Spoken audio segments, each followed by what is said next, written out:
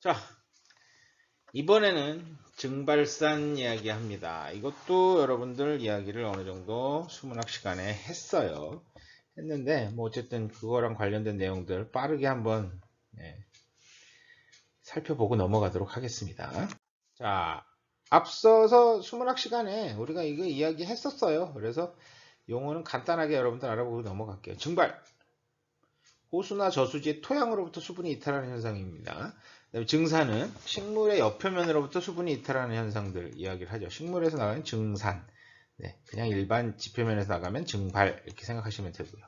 증발과 증산에 의해서 발생하는 물의 기화 현상의 총칭을 이제 만들어내게 됩니다. 왜? 일반 자연 현상에서는 증발과 증산을 구분하기가 분리하기가 너무 힘들어요. 그래서 이거를 그냥 합친 개념이 나오게 되고요. 이걸 증발산이라고 이야기를 합니다. 보통 여러분들 이제 아마 중고등학교 때 배웠을걸요? 1g의 물이 증발하는데 580칼로리의 열 에너지가 필요하다. 네. 이것들을 아마 여러분들 배웠어요. 그 다음에 이제 증발 기회가 있죠. 네. 끊임없이 물이 공급이 돼서 저수지처럼 네. 항상 충분한 물이 공급되는 상태를 증발 기회가 100%라고 이야기를 한다. 그 다음에 이제 증발율은 네, 그램 퍼 제곱센티미터 퍼 아워입니다. 시간당 1제곱센티미터 면적에 몇 g의 물이 증발하는지를 이제 계산하는 게 증발율이 될 거고요. 보통 풍속의 제곱근에 비례합니다. 바람이 불면 훨씬 증발이 잘 돼요. 여러분들 아마 빨래지수 같은 거 일기예보 나올 때 보면 바람이 부는 날 빨래지수가 높습니다. 자, 그다음에 이제 소비수량, 식생으로 피복된 지면으로부터의 증발량과 증산량만을 우리가 지칭하는 게 소비수량이다. 소비되는 양이죠. 네. 자, 이제 증발입니다. 물, 액체가 기체로 바뀌는 과정이죠. 수문순환 과정에서 공간적으로 면적 평균된 수증기의 연직 방향 이동입니다. 이렇게 이동하니까 연직 방향 이동이죠. 수표면, 포화, 비포화된 토양에서 이제 증발이 발생하고요. 식물의 잎의 기공에서는 증산이 되죠. 잠재 증발, 잠재 증산 이런 것들 나오는데요. 네. 아까 얘기했듯이 끊임없이 공급이 될 때입니다. 증발 표면으로부터 물의 공급이 제한을 받지 않을 때, 또 잠재 증산은 식물 뿌리가 위치하고 있는 지점에 물의 공급이 제한되지 않아서 기후 및 식물 생리학적인 영향을 받는 경우만 이제 받습니다. 자, 실제 증산은 식물이 뿌리를 통해 물을 흡수하는 능력에 영향을 받게 되겠죠. 증발산은 유역으로부터 대기 중으로 물의 손실이다 라고 이야기를 하게 되고요. 이런 증발산 양의 산정은 수자원의 개발과 운영에 중요한 역할을 하게 됩니다. 그죠? 우리가 하늘에서 내리는 비의 양을 측정할 수 있어요. 수문학 시간에 우리가 이야기했었죠. 인풋과 아웃풋이 결정이 돼야지 남아있는 물의 양을 우리가 결정을 할 수가 있겠죠. 그럼 남아있는 물의 양이 어느 정도인지를 알아야지만 네, 우리가 1년 동안 장기적인 물수급 계획 같은 것들 이런 것들 세우는 게 굉장히 중요해요. 그죠? 여러분들 상수도 사업소에서 수돗물을 공급해 주지 않는다. 뭐가 불편할까요? 네, 굉장히 많이 불편해질 겁니다. 그죠? 여러분들 변기에다 생수 넣으실 수는 없을 거예요. 그죠? 뭐 초창기에 급하면 어쩔 수 없다라지만 네, 쉽지 않아요. 결국에는 네, 이런 물을 끊임없이 공급하기 위한 것도 굉장히 중요하다라고 생각하시면 됩니다. 자, 그럼 이런 증발에 영향을 미치는 인자들 앞에서도 이야기했었어요. 수분학 시간에 온도, 바람, 상대습도, 대기압, 그다음에 수질, 그다음에 증발면의 성질과 형상 같은 것들이 존재를 합니다. 뭐 길게 설명하지는 않을게요. 여러분들이 아마 앞에서도 제가 이런 것들하고 관련된 내용들을 이야기를 했기 때문에 네, 이런 것들이 적용이 된다, 영향을 미친다라고 생각하시면 돼요. 자, 그다음에 또 상대 습도는 이제 공기의 상대 습도가 높아짐에 따라서 공기가 수면으로부터 이탈하는 수분 입자를 흡수할 능력이 감소하므로 증발률이 감소합니다. 상대 습도가 높아지면 네. 대기 중에 수분이 더 이상 증발할 수 있는 기회가 떨어지게 되는 거죠. 네. 여러분들 만원 버스에 사람이 더 탈 수 있어요? 못 타요. 그거랑 똑같답니다. 대기압은 고도가 증가할수록 대기압이 감소하여 수면으로부터 물 분자의 이탈을 촉진시키므로 증발률은 증가합니다. 수질은 물속의 불순물이 포화 증기압을 감소시켜서 순수한 물의 경우보다 증발률이 감소하게 됩니다. 그래서 오염된 물이 덜 증발된다고 생각하시면 돼요. 그다음에 증발면의 성질에 따라서도 달라져요. 수면에서의 증발이 훨씬 지면이나 다른 표면의 증발보다 크죠. 그다음에 증발면의 형상에 따라서도 달라집니다. 볼록한 증발면이 오목한 증발면보다 훨씬 증발이 잘 됩니다. 그 증발 막으려고 지금 밑에 그림 보시면은 네, 이게 인도인데요. 네. 강에서 이런 강이나 호수에서 증발량을 막을 줄일 수 있다 그러면 엄청난 수자원량을 확보할 수 있는 하는데 도움이 됩니다. 그러다 보니까 이제 스티로폼을 띄워서 네, 증발을 억제할 수 있는지 이제 이런 것들을 하는 모습이에요, 실제로. 네, 저도 인터넷에서 구한 사진 중에 하나인데요. 네, 쉽지 않았다고 이야기를 합니다. 근데 이제 캘리포니아에서는 이거 실제로 시도해갖고 네, 상당한 효과를 보고 있어요. 그늘볼이라고 그래갖고요. 커다란 플라스틱 공 같은 형태로 만들어서 이제 호수나 위에 띄웁니다. 그러면 네, 증발이 억제가 되겠죠. 자, 이제 또 하나 문제가 생기죠. 까만색이라 보기 싫을 겁니다. 그죠? 네. 쉽게 얘기해서 호수 위에 잔잔한 이런 수면이나 이런 걸 보고 싶은데 저런 게 떠 있다. 근데 배가 다니거나 뭐 이런 데는 문제도 없고요. 이게 이제 공 형태다 보니까 공과 공이 닿는 사이에 공극들이 형성이 되죠. 그리고 구멍들이 있어요. 공기가 통해요. 그러다 보니까 네, 그러니까 수면으로 공기도 유입이 돼서 수중 동식물이 생존하는데 또 큰 문제는 없다라고 이야기를 하기도 합니다. 그 다음에 또 하나 이거 장점이 녹조나 갈조 같은 거의 증식을 억제하는 효과도 있다라고 이야기를 해요. 그래서 아마 최근 뉴스에서 보니까 이 그늘볼 설치 효과가 굉장히 좋다라고 뉴스에 한번 나왔던 블로그에 한번 올라왔던 기억이 있어요. 자, 그럼 이런 이제 증발량을 측정하는 방법은 우리가 이제 증발 접시를 이용을 합니다. 보통 9시, 오전 9시를 기준으로 해서 24시간 또는 1시간 단위로 측정을 해요. 그러니까 매일 오전 9시에 측정을 하면 이제 이거는 시계열 이제 긴 기간, 장기간 관측할 때고요. 단기간 관측할 때는 1시간 단위를 하는데 9시부터 그 다음날 9시까지 이렇게 이제 측정을 해서 쓰는 형태들이 됩니다. 그 다음에 이제 지상식 증발 접시와 함몰식, 그 다음에 부유식 이런 형태들이 사용이 됩니다. 무슨 얘기냐면 증발 접시의 위치에 따라서도 증발되는 게 달라져요. 지상에 만약에 위치하면 어떻게 해요? 주변에 네, 영향을 받아요. 반사되는 비트에 영향을 받기 때문에 네, 이제 땅 속에 아예 함몰시켜서 그렇게 하는 경우도 있고요. 아니면 부유식, 무합, 호수나 이런 강에 띄워서 아예 똑같은 조건을 만들어서 활용하는 방법도 있습니다. 이제 지상식 증발 접시 같은 경우 아래에 있는 형태들이 될 거예요. 지면하고 좀 띄워서 설치를 하게 됩니다. 우리나라 같은 경우 이제 뭐 대형이라 그러면 121.2m 정도 돼요. 꽤 크죠. 소형 같은 경우 이제 20cm에 높이 한 10cm 정도 되는 제품들이 이용이 되고요. 미국 같은 경우 이제 표준 A급 접시에서 D 122cm, H 25.4cm, 그 다음에 지면 이격은 6인치, 15.2cm 정도 띄웁니다. 지열에 의한 우리 실험용 지금 증발 접시 안에 있는 물의 온도가 상승이 되면 어떻게 됩니까? 그거에 따른 또 문제가 생기죠. 그러다 보니까 이제 그걸 최소화하기 위해서 일정 간격을 띄운다.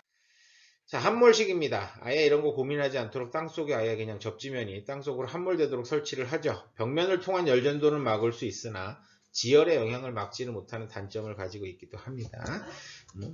근데 많이 쓰기도 해요. 그 다음에 이제 부유식입니다. 가장 좋다라고 이야기를 해요. 호수 한가운데 이렇게 저수지에 증발 접시를 띄워서 측정합니다. 벽면이 물과 접하고 있어서 열전도도 방지되고요. 실제에 가까운 증발량 측정이 가능합니다. 단, 관측에 어려움이 있죠. 시설 및 유지 관리가 과다합니다. 그죠? 호수 한가운데 띄워놓고 측정하기가 쉽지가 않습니다. 그 다음에 이게 고정돼 있어야 되잖아요. 흘러가면 안 되지 않습니까? 그래서 그런 것도 해야 되고 그러다 보니까 쉽진 않다. 네. 자, 그럼 이렇게 관측된 증발량을 그냥 사용을 하느냐? 그건 아닙니다. 증발 접시 증발량에 대한 저수지면으로부터 실제 증발량과의 비가 바로 이제 증발 접시 개수가 되는데요. 기타 영향으로 인해 자연상태 저수면 증발률보다 상당히 높게 나타납니다. 그러니까 아까 얘기했듯이 옆에서 열을 받는다든가 지열을 받는다든가 뭐 이런 형태들의 문제점들이 생기게 되고요. 장기간 증발 접시 측정값과 저수지 증발량을 비교해서 산출을 하게 되고요. 국가별로 이런 증발 접시 개수들을 이제 활용을 합니다. 그래서 뭐 우리나라 같은 경우도 뭐 금강유업 같은 경우 0.68에서 0.80 사이 정도 된다라고 해서 활용을 하기도 해요. 보통 이런 값들이 이제 뭐 범위 형태로 나오고요. 위에 이제 미국이나 영국, 러시아 같은 경우 이제 아예 픽스가 딱 되잖아요. 0.70 아니면 0.67. 우리도 저러면 정말 좋을 것 같은데, 네. 이렇게 장기간 관측을 하지 못한 이제 원인이라고 할 수가 있어요. 최소에서 최대 이 정도가 된다라고 생각하시면 될 거예요. 현재 여건에 맞춰서 네, 값을 적용을 할 수 있도록 오히려 장단이 있죠. 네, 뭐 그런 장단은 있는데 네, 선택의 어려움을 가지신 분들은 네, 선택하기가 쉽지 않을 수도 있습니다. 그래서 뭐 주요 지점별 평균 증발량 측정값 30년 평균입니다. 그래서 서울, 대구, 광주, 제주를 비교해 봤을 때 네, 어때요? 여름으로 갈수록 증발량, 평균 증발량이 늘어나다가 다시 겨울로 가면 온도가 그러니까 높아지면 결국은 증발량이 늘어난다라고 보시면 될 것 같아요. 대구가 상당히, 제주가 엄청 높죠, 그죠? 자, 그다음에 이제 자유수표면에서의 증발량을 산정하는 방법들이 있는데요. 여러 가지 방법들이 사용이 됩니다만, 뭐 대표적으로 많이 쓰는 것들이 물수지, 여러분들 수문학 시간에 얘기했었죠. 인아웃, 예, 에너지 수지, 공기동력학적, 에너지 수지 및 공기동력학적 방법 같은 것들이 존재를 합니다. 물수지는 여러분들 배우셨던 거랑 똑같아요. 인, 아웃, 남은 거 이런 식으로 계산을 합니다. 그래서 이건 수문기상학적 자료가 풍부하고 관측이 용이한 지역에서 사용이 되고요. 장기간의 평균적인 증발량을 산정을 해서 월 또는 연 단위 정도로 계산을 하고요. 계산하기가 간단해요. 측정 오차 때문에 정확한 증발량 산정은 솔직히 좀 어렵습니다만 네, 연단위라든가 이런 식으로 계산할 때는 이제 장기간이다 보니까 네, 큰 문제가 되진 않습니다. 그래서 강수량을 측정하고요. 우량 계측망 설치, 강설량 측정 시 이제 좀 오차가 있긴 하지만 네, 뭐 사용을 이제 강수량을 측정을 해서 사용을 하게 되고요. 그다음에 이제 침투량을 계산을 합니다. 간접적 산정을 하게 돼요. 우리가 이 침투량을 계산하는 장비들이 뭐 여러 가지가 있어요. 뭐 퍼미어미터, 걸프 퍼미어미터라는 장비도 있고요. 그다음에 투수계수 측정하는 장비도 있고요. 뭐 여러 가지 장비들은 있는데 문제는 그거는 점 단위의 계측이죠. 네. 근데 이 유역 전체에 내리는 비가 똑같이 그렇게 땅 속으로 똑같이 들어가진 않습니다. 그죠? 그다음에 이제 그런 부분에 대한 것들을 이제 보정을 해야 되는데 여기는 이제 그렇게 되지 않다 보니까 이제 간접적으로 우리가 산정해서 사용을 합니다. 정확도가 좀 떨어진다. 그다음에 이제 연속 방정식을 이용을 하는 거죠. 물 유입량은 유출량과 같다라는 이제 그래서 여러분들 해보셨었어요, 그죠? 다음 이제 에너지 수지입니다. 저수지에 저장되어 있는 에너지와 유입 및 유출되는 에너지를 고려를 하는데요. 에너지 보존 법칙에 적용을 합니다. 결국은 네, 유입량 이퀄 유출량하고 똑같은 거예요. 들어오는 에너지 양, 나오가는 에너지 양은 같다라는 개념을 가지고 우리가 계산하는 방법이 에너지 방법이 되고요. 그 다음에 이제 공기운동학적 방법이 있습니다. 난류 이송 공식으로 표현을 해요. 상당히 복잡한데 이제 많이 쓰긴 해요. 달턴이라든가 그 다음에 해프너라든가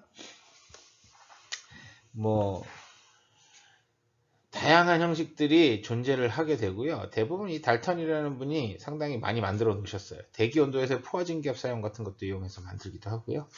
자, 그다음에 이제 요거를 하나만 쓰면은 더 정확하게 하기 위해서 에너지 수지 및 공기운동학적 방법 두 가지를 다 같이 섞어서 사용을 하게 되는 거죠.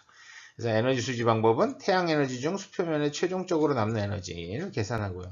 공기운동학적 방법으로 수표면으로부터 동력학적인 수증기의 이동을 계산하게 되고요. 실제 증발이 발생할 때는 이 둘이 동시에 작용하는 거죠. 그래서 혼합 적용해서 우리가 펜만 메서드라는 방법 있습니다. 다음에 뭐 아까 앞에서 얘기 안 했는데 이제 펜만법 있고요. 몬테스라는 분이 만든 몬테스법도 있고요. 이 두 가지의 장점을 모아서 만든 펜만 몬테스 방법 이런 것도 존재를 합니다. 자, 다음에 이제 증산이죠. 식물체에서 나가는 겁니다. 식물이 탄소 동화 작용을 위해서 식물의 연면을 통해서 땅속의 물이 수증기 형태로 잎에서 방출되는 현상을 우리가 증산이라고 이야기를 하는데요. 증산 현상은 증기압이 잎 주위에 있는 공기 증기압보다 클 경우에 발생을 하게 되는 거죠. 네, 뿌리를 통해서 빨아들인 물이 연면을 통해 대기 중으로 방출하는 그런 테크닉이에요. 증산에 이제 영향을 미치는 인자들을 찾아보면요. 뭐 식물 생리학적인 인자로 다공의 밀도와 특성, 연면의 구조 같은 것들이 되죠. 근데 이건 이제 광범위한 지역을 고려할 땐 중요도가 그렇게 높지 않습니다. 그다음에 이제 환경학적 인자가 있는데요. 온도, 태양 복사열, 바람, 토양의 함유 수분. 요거는 광범위한 지역을 고려할 때 중요도가 상당히 높습니다. 오히려 이런 것들. 그래서 우리가 그 증발산을 측정하는데 잎에 솔직히 그 다공의 밀도 이런 것들 다 따지고 해야 되는데 이거는 영향이 그렇게 크지 않으니까 그냥 신경 많이 이제 그냥 뭐라 그럴까요? 삭제를 해버린다든가 소거를 해버린다든가 이런 형태로 돼요. 그래서 결국은 온도, 태양 복사열, 바람, 토양의 함유 수분 같은 것들이 훨씬 더 중요하게 역할을 하죠.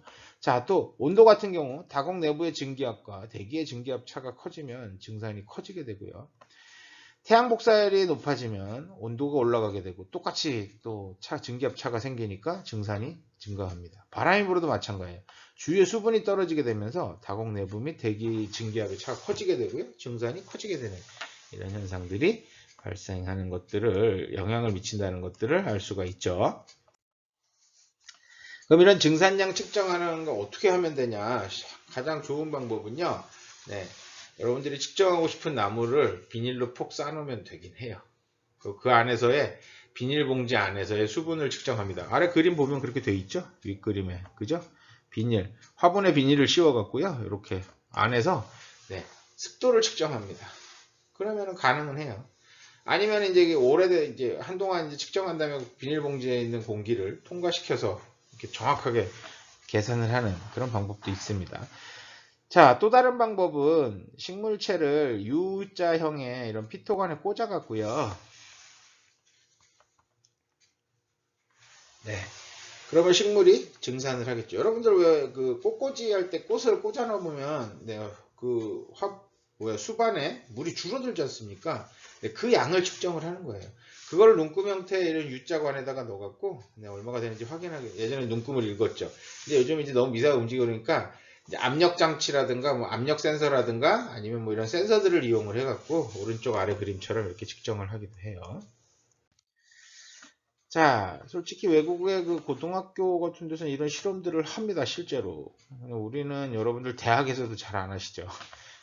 이게 솔직히 쉽게 할 수 있는 그런 부분들은 아닌 것 같은데요. 간접적으로라도 여러분들 경험을 해보시는 건 나쁘지 않습니다. 자, 그 다음에 이제 왼쪽 아래에 있는 거 U자형, 지금 뭐 그 나무에 꽂아놓은 바늘 같은 형태인데요. 이게 세플로미터라는 건데, 아래쪽 센서에서 물이 어떻게 흘러요? 나무를 타고. 증산이 늘어지면 이게 증산이 많아지면 뿌리로부터 흡수되는 물의 양이 점점 많아지게 되겠고요. 그럼 이동하는 속도가 점점 빨라지겠죠. 그 비례를 가지고 이제 계산하는 형태입니다. 그래서 유속을 측정하는 장비예요. 자, 아래쪽에서 순간 히팅을 해요. 그러면 히팅된 물이 쭉 올라오면 위쪽 센서에서 온도를 측정하는 거죠. 온도가 변했어. 그럼 어떻게 돼요? 그 변하기까지의 시간을 측정하면 거리 알고 있고 시간 아니까 속도를 계산할 수 있는 거죠. 그 다음에 또 하나 뭐 있습니까? 물관의 크기를 알고 있다 그러면 그죠? 직경을 알고 있으면 다 계산이 되는 거죠. 유량 계산이 되는 거죠. 그런 식으로 해서 계산을 하는 방법들이 됩니다. 자, 그다음에 이제 증발산이죠. 아까 얘기했듯이 증발과 증산을 합쳐서 유역으로부터 대기 중으로 물의 손실량을 우리가 합니다. 그래서 실제 증발산량, 잠재 증발산량 이렇게 나눠지는데요. 실제 증발산은 정말 실제 증발산량이고요. 잠재 증발산량은 아까 얘기했듯이 유역의 토양이 수분으로부터 완전히 포화되어 있는 상태의 증발산량이죠. 그래서 유역이 식생으로부터 완전히 피복되었다면 잠재 증발산량, 저수지면으로부터의 증발량과 같아진다 라는 개념으로 진행이 됩니다. 증발산 측정 및 산정 방법은 이제 라이시미터라는 증발산계에 의한 측정 방법이 있고요. 그 다음에 앞에서 얘기한 똑같은 방법입니다. 물수지, 에너지수지, 기상자료에 의한 추정 뭐 이렇게 돼요. 이런 증발산량의 산정은 수자원의 개발과 운영에 중요한 역할을 합니다. 증발도 중요하지만 증발산도 중요해요.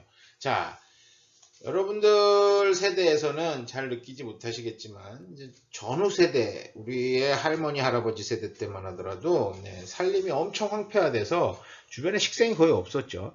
이때만 하더라도 홍수도 굉장히 많이 났고 뭐 이런 그 산사태나 이런 피해도 굉장히 많았어요. 또 물이 없었어요. 왜? 스며들기 전에 이미 다 표면으로 흘러버리니까. 그래서 문제가 됐는데, 왠지 나무를 심으면 숲이 돌아오고요. 숲이 돌아오면 물이 돌아오게 되고요. 물이 흘러나와 계곡에 물이 생기고, 뭐 대단히 좋다라고 되는데 거기까지입니다. 시간이 지나면서 숲이 자라면 숲이 점점 커지죠. 여러분들이 생각해보면 딱 이거예요.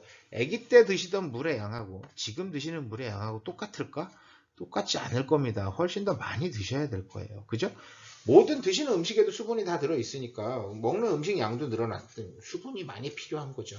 식물도 마찬가지입니다. 식물이 커지다 보니까 어떻게 될까요?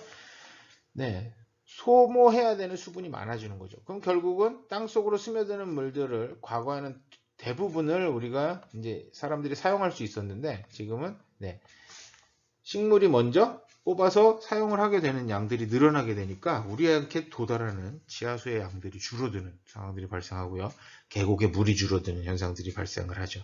그러면 어느 단계를 유지해야지 계곡에 물도 콸콸콸 그다음에 나무도 잘 그거를 연구하는 건 쉽지가 않죠. 그러다 보니까 물론 이제 뭐 이런 것들과 관련한 정책을 준비하시는 분들은 빨리빨리 이런 결과들을 요구를 하십니다만 쉽지 않습니다. 증발산 아까 앞에서 연구할 때 어떻게 그랬어요? 보통 연 단위로 계산한다고 그랬잖아요.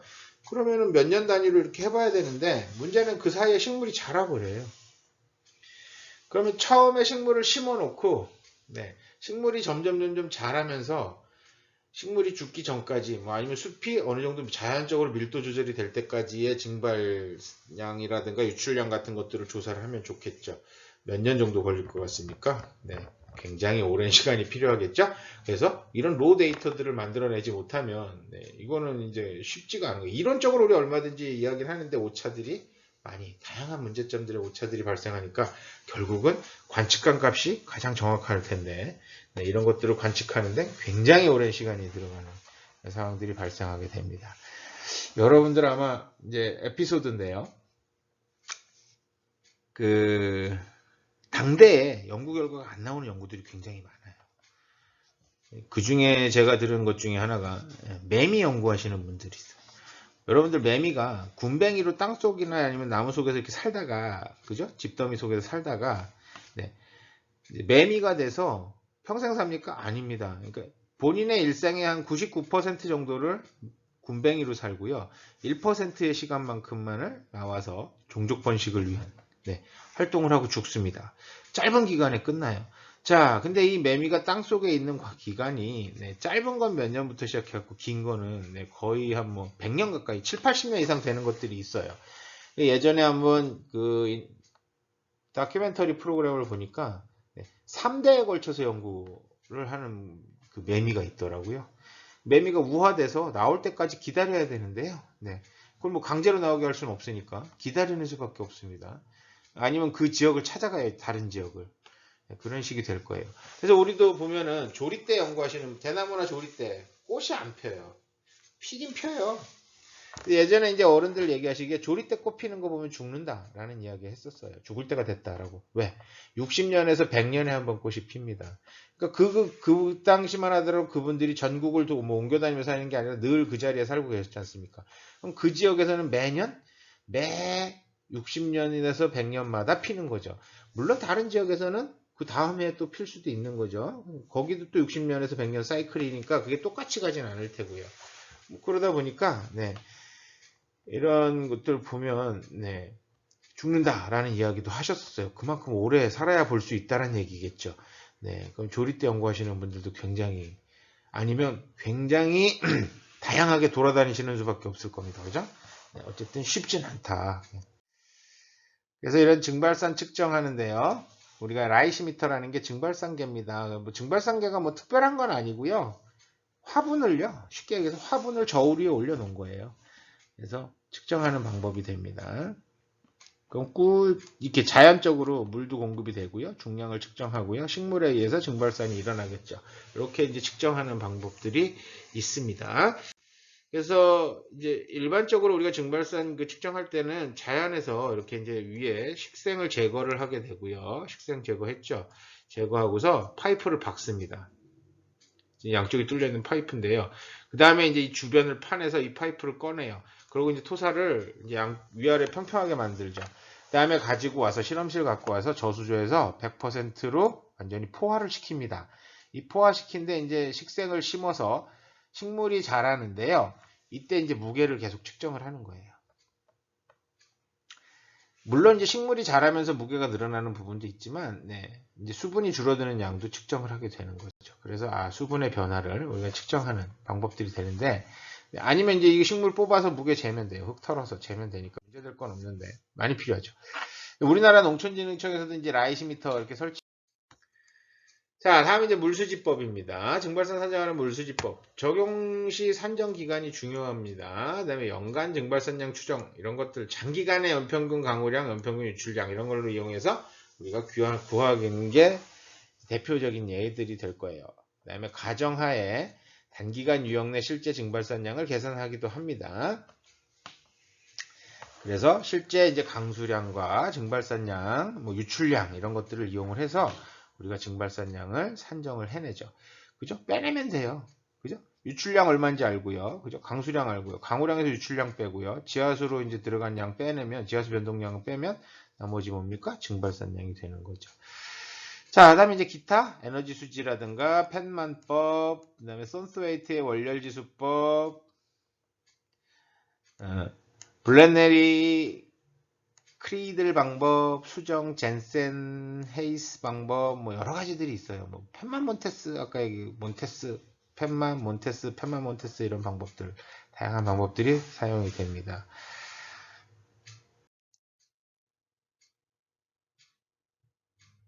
자, 다음은 이제 지금 그 위성을 이용한 증발산 사진 같은 경우, 증발산량을 측정하는 방법도 있어요. 그래서 뭐 위성을 이용해서 강우가 어느 정도 될지를 측정하는 것처럼 토지 피복 분류 지도를 이제 우리가 위성 사진을 이용해서 만들게 되고요. 이런 토지 피복도에 따라서 우리가 이제 증발량의 비율을 이용해서 우리가 전체적으로 대면적 지역에서 이제 오차가 좀 있더라도 전체적인 대한민국 전체 뭐 아니면 지구, 미국 이런 식으로 이제 대규모 단위로 우리가 작업을 진행을 하기도 해요. 그래서 이제 이런 것들은 보면은 그 환경부에 보면 토지 피복도가 이제 제공이 됩니다. 여러분들 이제 그 데이터 포탈인가요? 네, 우리나라 이제 정부에서 데이터를 무상 공급해주는 사이트에서도 보면 이런 것들 공급이 돼요. 그래서 이걸 받아서 이 토지 피복도를 이용을 해서 우리가 토지 피복도에 따라서 개수들을 이제 넣어서 증발산을 계산하는 그런 방법을 사용을 하기도 하고요. 뭐 실제로 이제 낙동강 유역에서 증발산량을 측정을 해보니까요.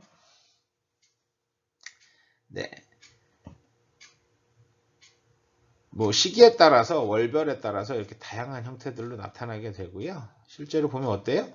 침엽수가 가장 증발률이 높아요. 증발산이.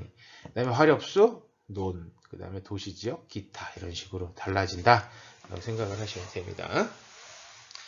자, 원래는 여러분들 그 강의를 이 기상학을 2주에 걸쳐서 다 털어버리려고 그랬는데요. 아직도 뭐 한 1시간 반 정도의 분량들이 남아있는 것 같아요. 그래서 저희 이제 다시 수문학 수업을 더 쭉 이어서 진행을 해야 되기 때문에 부록으로 제가 다른 이제 수문학 강의 진행하면서 한 챕터씩 파일로 뒷부분에 넣어 드릴게요. 동영상 파일로 넣어 드릴 테니까 그때 필요하실 때 보시면 될 거라고 생각을 하고요. 아마 그때 넣어 드릴 때는 따로 출석 체크라든가 뭐 수강 체크 안 하셔도 될 수 있게 참고 자료로 그냥 넣어 드리도록 할게요. 자, 수고 많으셨습니다.